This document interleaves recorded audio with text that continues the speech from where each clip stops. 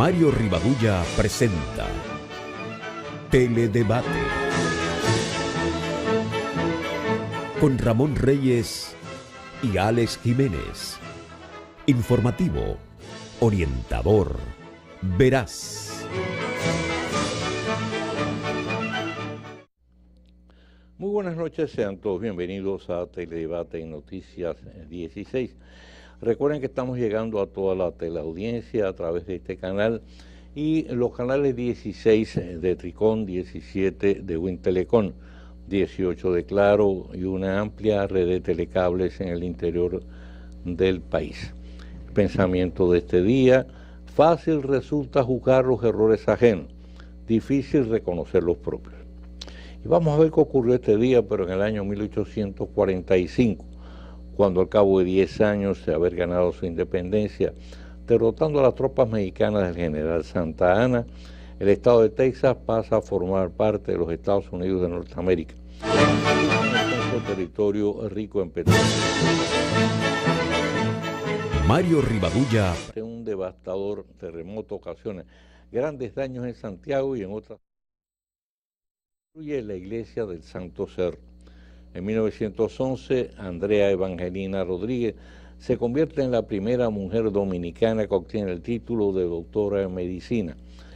En 1996, al cabo de una sangrienta guerra civil no declarada, la guerrilla de la Unidad Revolucionaria Nacional Guatemalteca y el gobierno de ese país suscriben un histórico acuerdo de paz.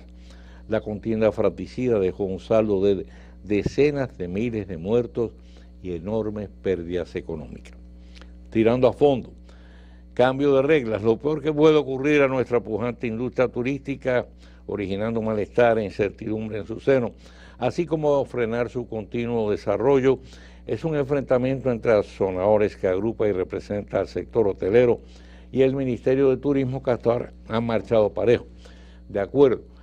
De ahí que este no pueda permanecer ajeno y silencioso ante las muestras de inconformidad y justificado reclamo de explicaciones ante la sorpresiva e inconsulta decisión de autorizar la construcción de torres de hasta 22 pisos en Macao, violando las normas establecidas, consideradas como ideales, donde se limita la altura a un máximo de 3 y 4 pisos, según el sector, que se ha venido observando hasta ahora, lo que además se entiende representa un serio riesgo medioambiental y daría lugar a una significativa alteración del paisaje. Los hoteleros reclaman la nulidad de la disposición, que arroja sospechas de que se ha querido favorecer a determinados intereses, las cuales cobrarán fuerza en la medida en que las autoridades turísticas no se den por enteradas.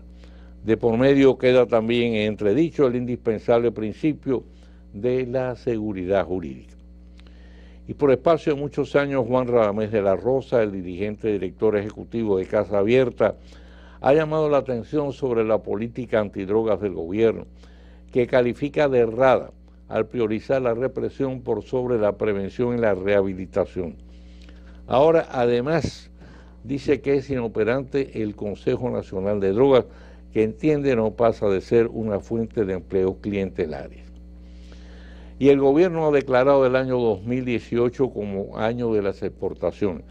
Desde hace mucho venimos arrastrando la incumplida meta de alcanzar la cifra de 10.000 millones de dólares. Más que la necesidad y el deseo de lograrlo, cuentan las posibilidades. Estas dependen de lograr los indispensables niveles de competitividad en precio y calidad. De por medio, como serios obstáculos, figuran los altos costos de electricidad y transporte, los escollos burocráticos y otras trabas, así como fomentar una cultura exportadora presente en muchos empresarios, ausente en otros. Mercados y oportunidades existen. Lo demás corre de nuestra cuenta. Pudiera lucir un contrasentido calificar de suertudo a una persona que acaba de ser condenada a 8 años de prisión. No lo es tanto en realidad si el ciudadano norteamericano que recibió la sentencia bajo los cargos de explotación sexual, comercial y abuso sexual y psicológico contra dos menores de 13 y 16 años, a los que seducía por 500 y hasta 3.000 pesos. Por mucho menos que eso, no es escasa la cantidad de reos que han sido sancionados apenas de 15 hasta 20 años.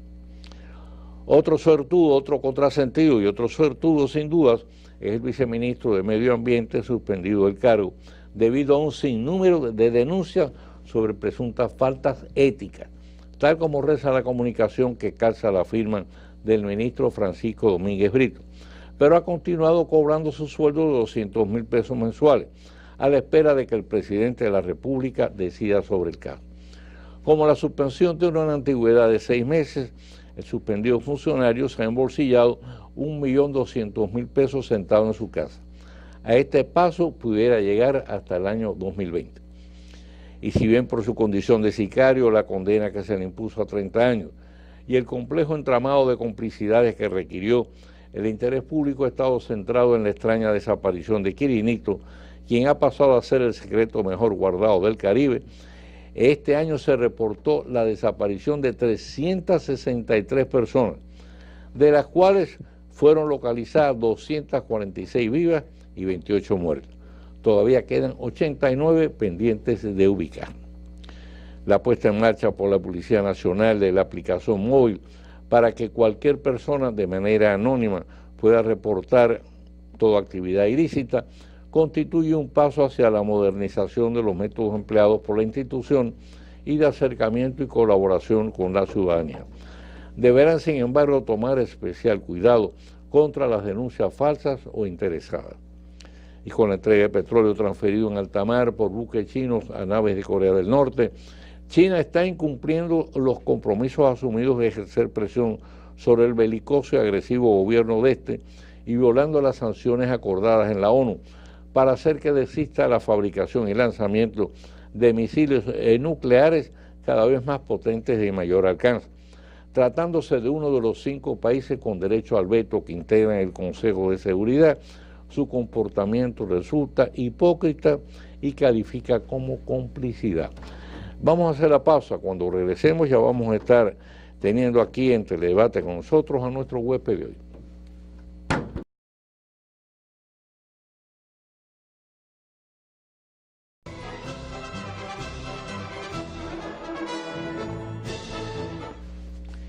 Bien, con nosotros soy el licenciado Tony Raful, presidente del Parlamento Centroamericano Parlacén y también presidente de la comisión organizadora de la convención del PRM.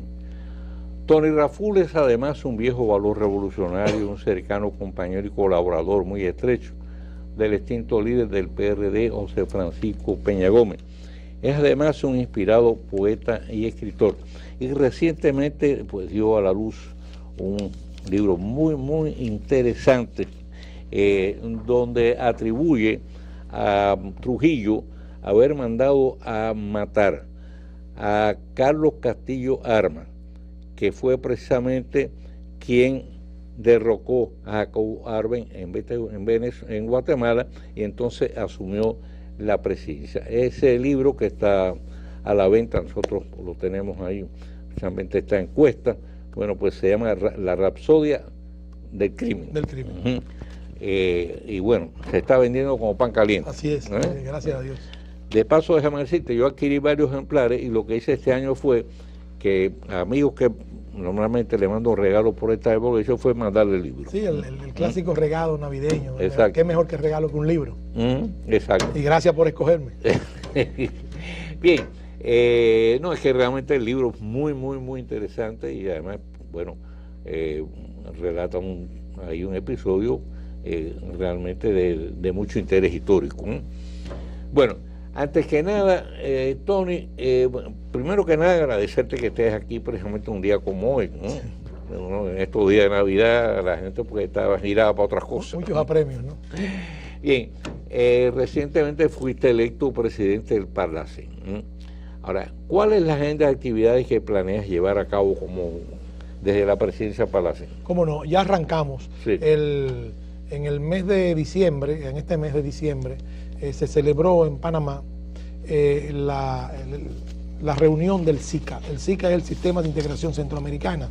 El Sistema de Integración Centroamericana lo integran básicamente los presidentes de los países del Istmo y de la República Dominicana.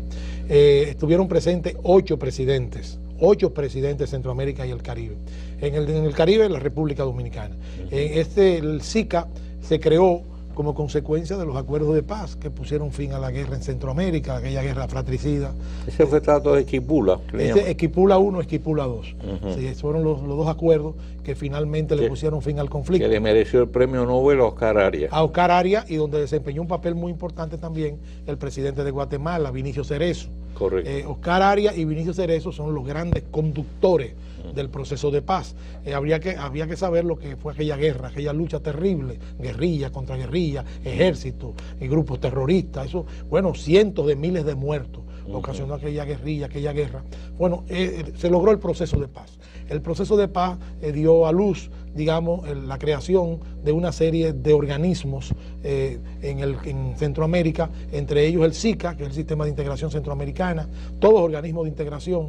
Se creó la Corte Centroamericana, se creó el Sistema de Integración Económica Centroamericana, SIECA, se creó el Sistema de Integración Social Centroamericana, se crearon una serie de organismos en lo que debían participar los países signatarios de los acuerdos de Esquipula 1, Esquipula 2. Entonces se celebró la reunión del SICA, ahora a mediados de diciembre, en Panamá, en Ciudad de Panamá, en el Hotel Playa Bonita, en las afueras de Panamá. En esa reunión participaron 8 presidentes y estuvimos nosotros presentes en representación del Parlamento Centroamericano, que es un organismo, uno de los organismos creados por los acuerdos de paz. En esa reunión nos dieron un turno delante de los presidentes, y en el discurso que pronuncié planteé primero el objetivo, finalidad y ejercicio de trabajo del Parlamento Centroamericano, lo que hemos hecho, el carácter de fiscalizador de los otros organismos de integración, pero a la vez planteé como una necesidad como que se aprobara las facultades vinculantes al Parlamento Centroamericano. Nosotros no tenemos facultades vinculantes. Eso quiere decir a los amigos televidentes que no importa la resolución y acuerdo que lleguemos, pero nadie está obligado. Nadie está obligado. Nadie está obligado. Entonces, una de las problemáticas debatidas allí fue esa. Yo hice el discurso.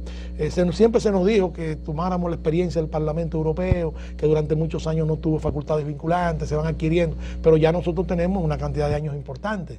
Tenemos casi 25 años en ese proceso y no la hemos logrado, independientemente de otras funciones que llena el Parlacén. Entonces, en ese discurso planteé la necesidad de lograrla, cómo lograrlo y por qué lograrlo era un aporte al proceso de integración. Cuando terminé el discurso, para mi sorpresa, una sorpresa muy agradable, en contacto con los presidentes de los diferentes países, todos manifestaron su simpatía y apoyo por los motivos que yo había expresado. O sea, manifestaron su deseo de que el Parlacén la adquiera. Yo aproveché que se encontraba presente el presidente de República Dominicana, Danilo Medina, que además aproveché el hecho de que la República Dominicana pasa a ser, a partir de ahora de diciembre, la presidencia, pasa a ocupar la presidencia de la Comisión Pro Tempore del SICA, del Sistema de Integración. 6 meses, ¿verdad? Sí, 6 meses. Entonces, periodo. Presidencia a la República Dominicana del SICA, presidencia a la República Dominicana del Parlamento Centroamericano, presidencia de otros organismos o intervención en otros organismos, nos da a nosotros la posibilidad de concretar el otorgamiento de las facultades vinculantes. Hablé con el presidente Medina, quien manifestó su total respaldo a la petición de facultades vinculantes. Incluso quedamos de conversar posteriormente aquí en República Dominicana, porque él va a ser el presidente de la Comisión Pro Tempore. Se va a celebrar un evento en República Dominicana en el mes de mayo o junio, y entonces conversamos con él y conversamos con los presidentes con la finalidad de que ya ahora, previo acuerdo que hice con el secretario general del SICA, el expresidente de Guatemala, Vinicio Cerezo, que por cierto fue el primer presidente del Parlacén, o sea, que tiene motivaciones sobradas para simpatizar con nosotros. Entonces tuve una reunión con él luego de la conferencia y él me manifestó no solamente su total identificación con esa petición, sino que me propuso que viajara a El Salvador ahora en enero para sostener con él una entrevista para discutir cómo íbamos a someter la aprobación de las facultades vinculantes, y me dijo, y vamos a hacer una rueda de prensa internacional, me dijo, para señalar que nosotros estamos de acuerdo con la propuesta de ustedes y que la vamos a apoyar, y que en la República Dominicana en mayo, le corresponda al presidente dominicano implementar con el apoyo nuestro las facultades vinculantes. Eso sería un hito en la historia de los acuerdos de paz claro. y del Parlamento Centroamericano. Estamos muy contentos con esas posibilidades que tenemos por delante, aparte de una serie de tareas. Una cosa importante, Tony, el único país del Caribe, creo que es miembro del Parlacén, es la República Dominicana. El único país del Caribe. Sí, o sea, hasta ahora. Parlacén... Sin embargo, hubo algunas gestiones, aunque el país está envuelto en una crisis institucional, algunas gestiones hace un par de años del Congreso, diputados haitianos, con la finalidad de acercarse, pero no ha cuajado totalmente. Pero usted sabe que hay lo que llaman países observadores, miembros observadores del Parlacén. Entonces tenemos, por ejemplo, México es un país observador del Parlamento Centroamericano, participa, tiene incluso delegados permanentes en el Parlamento, por supuesto, sin derecho a voto, pero están allí presentes colaborando con nosotros, y otros países que también participan, ya no como miembros de Centroamérica y el Caribe, pero como apoyo, ¿no?, logístico y simpatía, como el caso de Taiwán, por ejemplo. Taiwán ha mantenido siempre, digamos, una especie de apoyo sostenido a las actividades del Parlamento Centroamericano. Hemos contado siempre con el apoyo de Taiwán, y yo creo que es del lugar que yo haga ese reconocimiento. Ahora, no cabe duda que es un privilegio para la República Dominicana, porque si usted Parlacén, en definitiva, es el Parlamento Centroamericano. Así es. Entonces, el único país fuera de Centroamérica es la República Dominicana. Por eso nosotros le agregamos siempre ahora que Centroamérica y el Caribe, para integrar a la República Dominicana. Puerto Rico llegó a asistir en algunas de las reuniones nuestras como observador, pero luego, con los problemas que ha tenido de carácter financiero, más el problema del accidente atmosférico, ¿no? Puerto Rico está en una situación que quizás no, pero ellos manifestaron su deseo de integrarse. O sea, por lo menos ahí está la solicitud. Esperamos que Belice pueda integrarse. De todas maneras, ellos solicitaron su integración, o sea, un problema de implementación de Belice, y con la integración de Belice sí, ahí vamos completando el cuerpo centroamericano. Correcto. Bueno, Tony, vamos a pasar al plano local. Tú eres el presidente, en este caso, de la comisión organizadora de la convención del PRM, que va a elegir sus autoridades internas, ¿no? Sí, correcto. Bien, ¿para cuándo está convocada la convención? Sí, bueno, la votación universal, porque convención es todo el proceso desde que lo iniciamos, es el 18 de febrero. El 18 de febrero es la votación universal, lo que la gente llama la convención. Ahí se van a elegir los directivos del partido a nivel nacional, desde su dirección máxima hasta las direcciones regionales, las direcciones municipales, las direcciones distritales, zonificadas, o sea, todo lo que llamaríamos el cuerpo, la morfología, digamos, de la estructura del partido, va a ser elegida. Para nosotros es muy importante esta convención, porque nosotros, aunque venimos de un partido grande donde desarrollamos nuestra actividad política durante toda una vida, que fue el Partido Revolucionario Dominicano, usted sabe que el cisma, la división en el PRD nos llevó a constituir el Partido Revolucionario Moderno.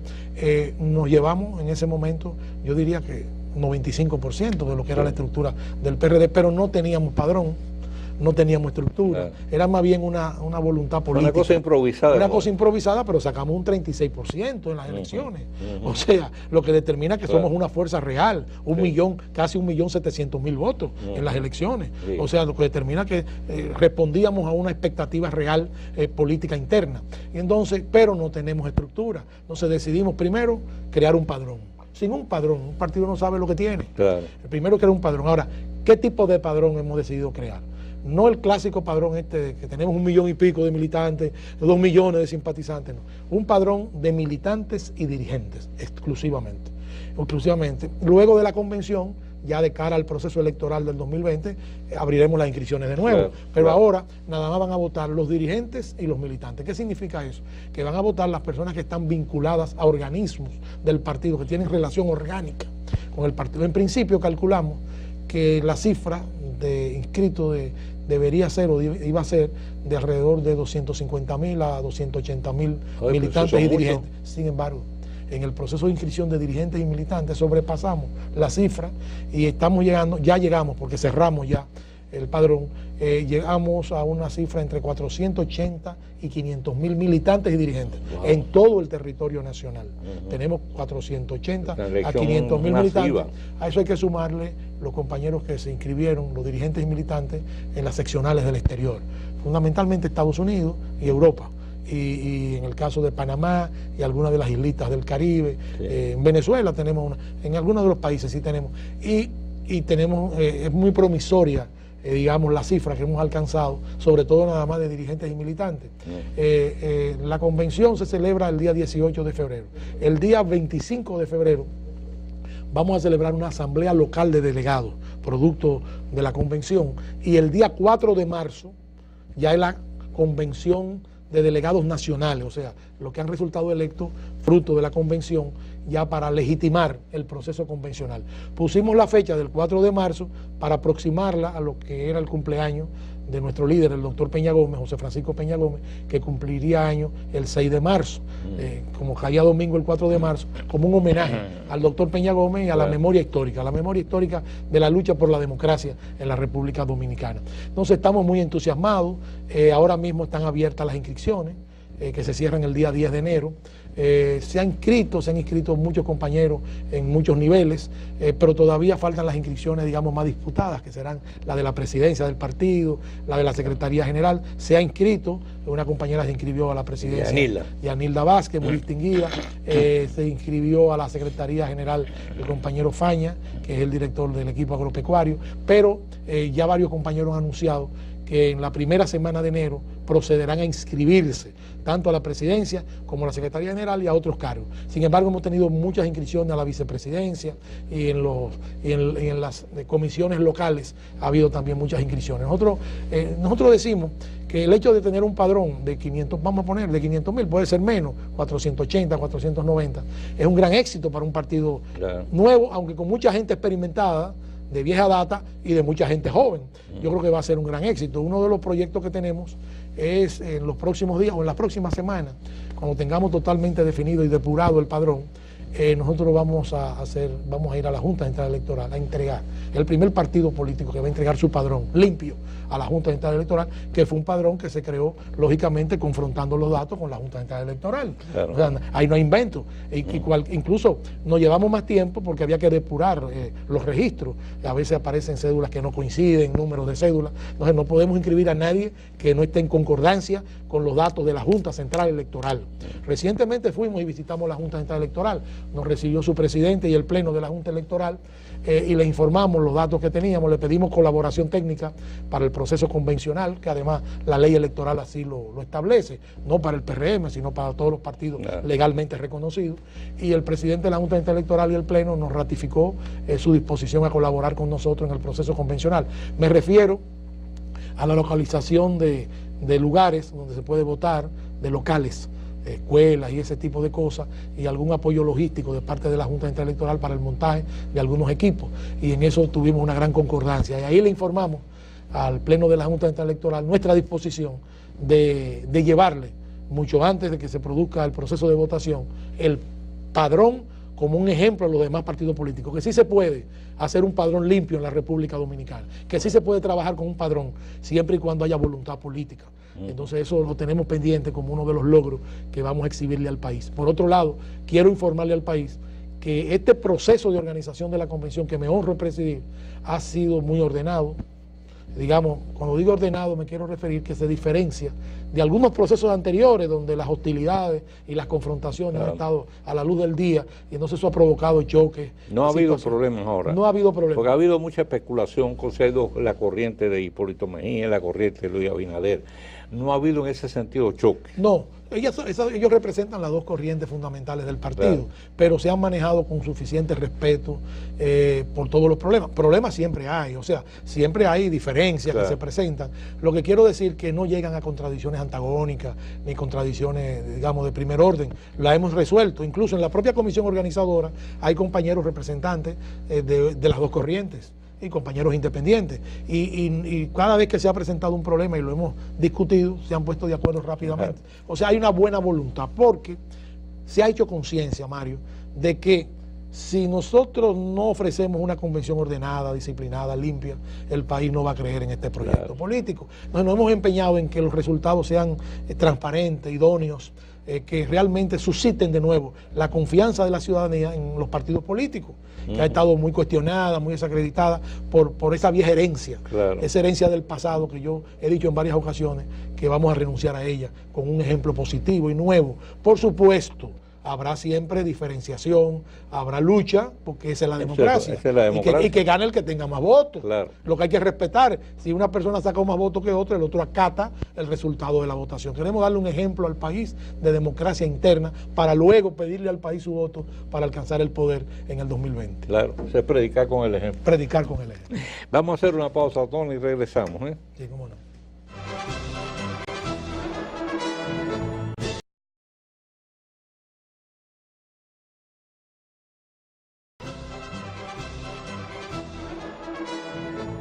Bueno, pues seguimos aquí conversando con Tony Raful, que es nuestro huésped de hoy en Teledebate. Tony, vamos entonces ahora en general a la situación del país como ustedes la ven. ¿Cuáles son en este caso el programa que va a presentar el PRM? Y finalmente, si entre los planes PRM existe además la posibilidad de que pueda encabezar un frente unido de oposición. Sí, bueno, nosotros tenemos como tarea primaria la reorganización del partido, claro. La convención es parte de ese proceso, todo lo que yo más o menos expresé hace un momento, para pasar realmente a la otra etapa, que es la etapa ya de la lucha política abierta, la ofensiva política por ganarse el corazón del pueblo, que el partido gane el corazón del pueblo, en la medida en que logre identificar a través de su programa político las necesidades más importantes de la población. O sea, un partido político no tiene razón de ser si no representa a un sector social determinado o a un conjunto de sectores sociales determinados. Bueno, ya es una propiedad privada particular. En el caso del PRM, nosotros venimos de una larga tradición social y política.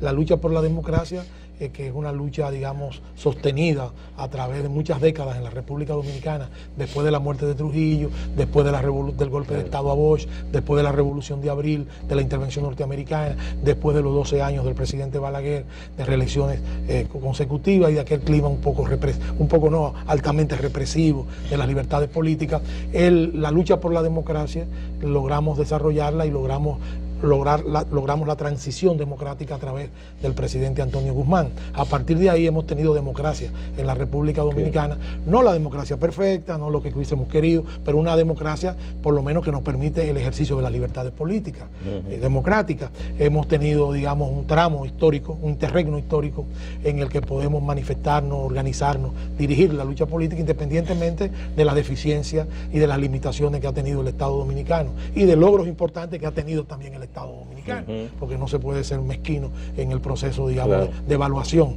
de todo el crecimiento social y económico del país, pero en medio de una gran inequidad social que todo el mundo lo reconoce, empezando por los propios organismos internacionales. Lo que quiero señalar con esto es que para el PRM la tarea central es definir su plataforma político-ideológica.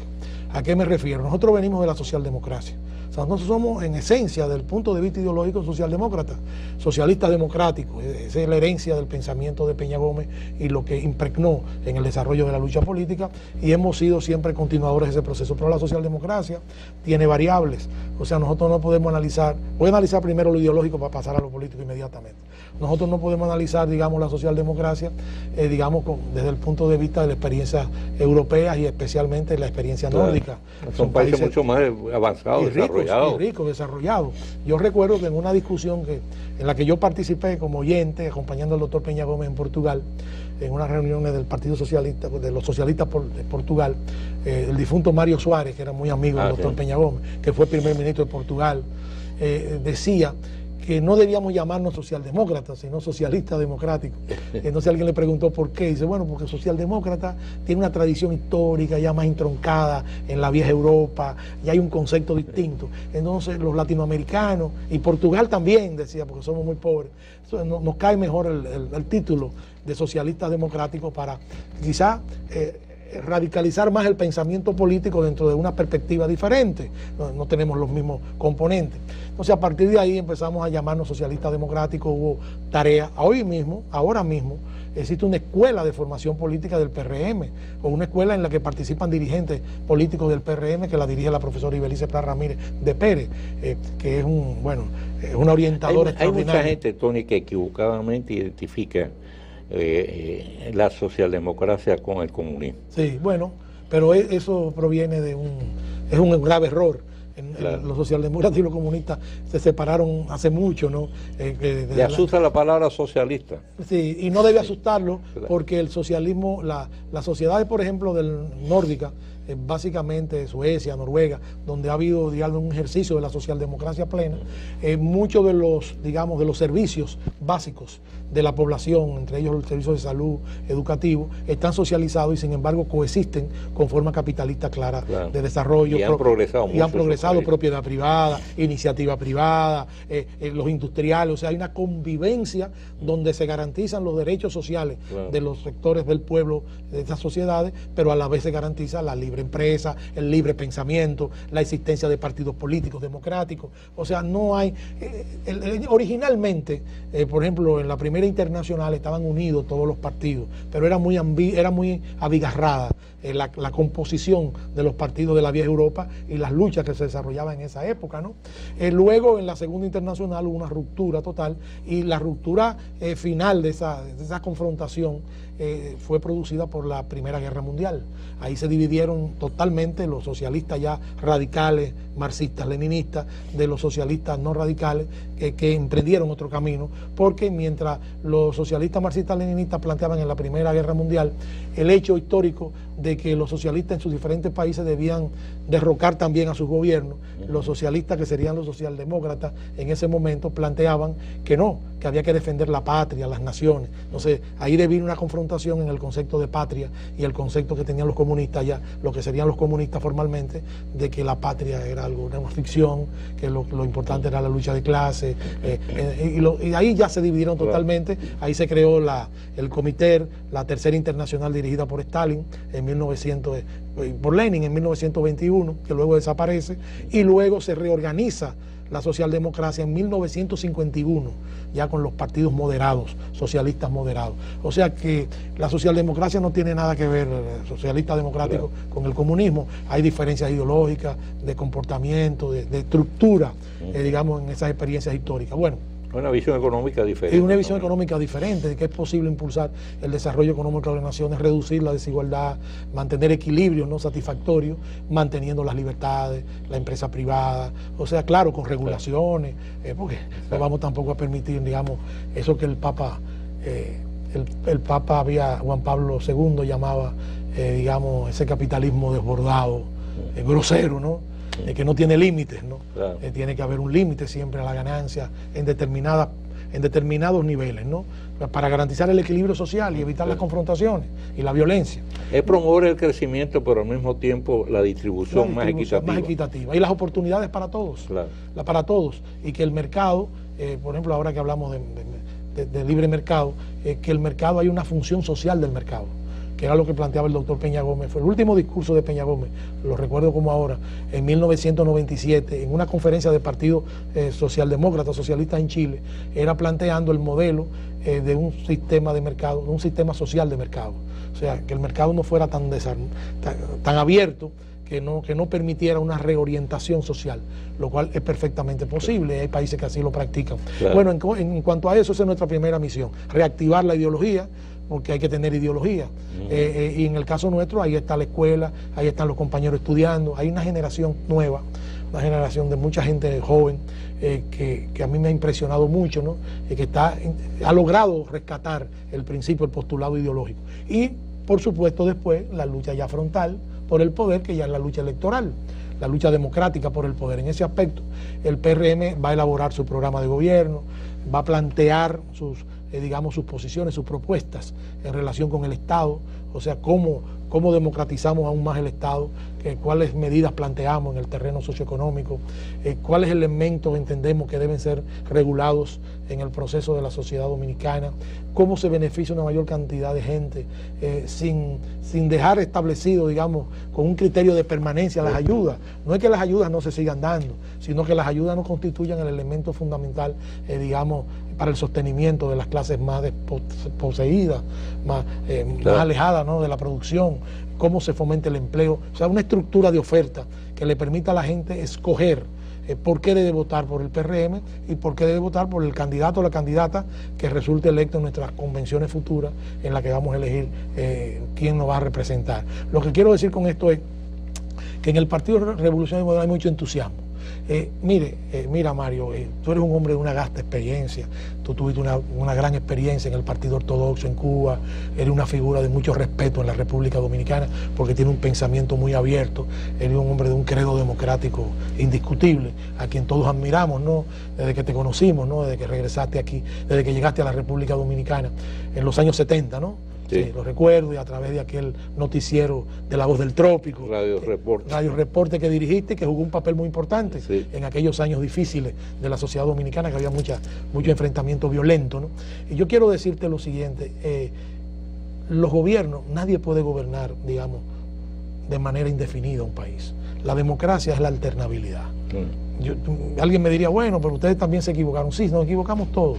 La alternabilidad es la regla de oro de la democracia. Pero sobre todo, el ser gobernado por un solo partido durante mucho tiempo nos recuerda la experiencia mexicana del PRI, que gobernó durante décadas en México hasta que llegó un momento en que aquello no se pudo sostener.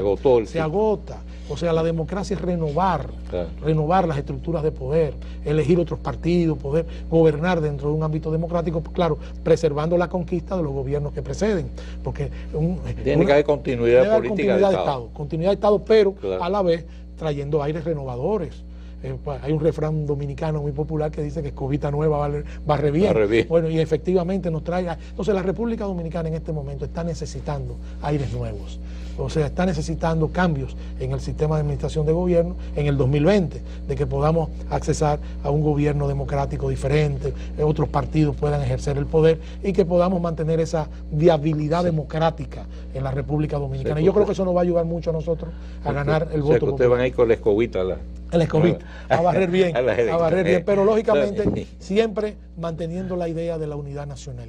Ningún gobierno que sustituya a los gobiernos precedentes puede prescindir de la colaboración y el apoyo de fuerzas sociales que, aunque no pertenezcan a un partido de gobierno, pero que son necesarias para el sostenimiento de la democracia. La República Dominicana, nadie ha negado que ha crecido mucho desde el punto de vista económico, pero se mantienen niveles muy desiguales, que podrían explicar, digamos, en términos estadísticos, el incremento de los niveles de delincuencia, de una serie de factores que desestabilizan la paz social en la República Dominicana. Entonces tenemos que empezar a reorganizar el modelo, y para reorganizar el modelo y darle validez tenemos que lograr el cambio político en el año 2020. Tony, muchísimas gracias. Gracias, Mario. Don Mario, para mí es un placer. Sobre todo estos días que son días de la gente lo que quiere es descansar, familiares, con la familia, de conmemoración cristiana. Exacto, y entonces has sacado tiempo para venir. Pero así que te lo para agradezco este programa yo siempre estoy dispuesto. Te lo agradezco muchísimo. Muy bien, y bueno, te deseo éxito. Gracias, Mario. Creo que es innecesario. Gracias, Mario. Gracias, vamos a hacer la pausa y regresamos.